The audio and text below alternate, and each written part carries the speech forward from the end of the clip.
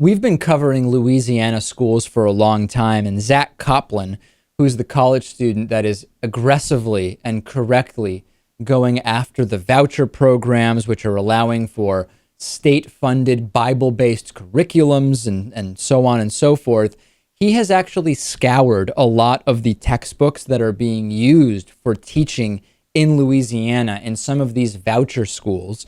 And the stuff that is being taught to Louisiana students in some of these schools is absolutely unbelievable. There's this new law which privatizes public education in Louisiana, and it essentially allows for a Bible-based curriculum to be taught, even in schools that are getting money from state taxpayers via these vouchers. And there are 119 participating schools. Most are Christian schools.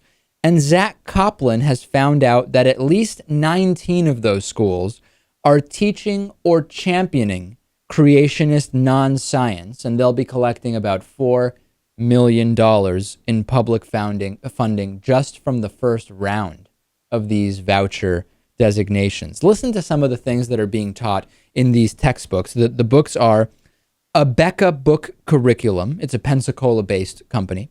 And Bob Jones University Press textbook. Both of these teach these Bible-based facts in science class. Here's one, Lewis. Dinosaurs and humans probably hung out and lived at the same time. Okay. Dragons were probably real.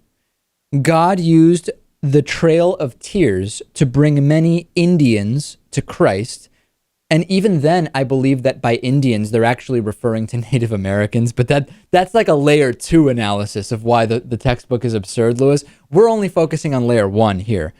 Africa needs religion. Slave masters were actually pretty nice guys. The KKK wasn't a bad organization. The Great Depression wasn't as bad as liberals made it sound. The Supreme Court enslaves fetuses. The Red Scare still isn't over, of course, referring to communism and Satan's hatred of communism. That's an interesting history class, Lewis. You're being taught that communism is still an active threat to the United States and that Satan really just doesn't like it. Mark Twain and Emily Dickinson weren't really anybody that we should look to for any kind of knowledge, or we shouldn't look at what they wrote. What they wrote is not important to the literary history of the United States. Abstract algebra is just too complicated. Gay people have no more claim to special rights than do child molesters or rapists, and that globalization is a precursor to the rapture.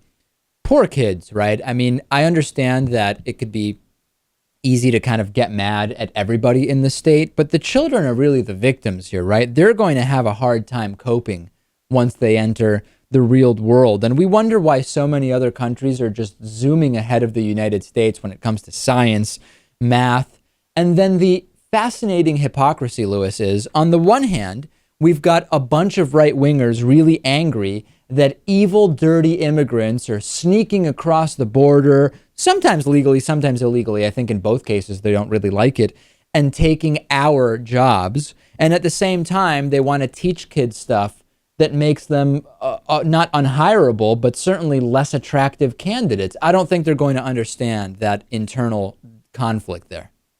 No, this is bad. Children learning this type of thing. I mean, if you ask me, it really seems like they have no shot getting an education like this. No shot. And, you know, it's not that they don't have potential. I mean, they could be brilliant inventors, brilliant minds, scientific minds, literary minds, you name it. But with a start like this, they're just doomed.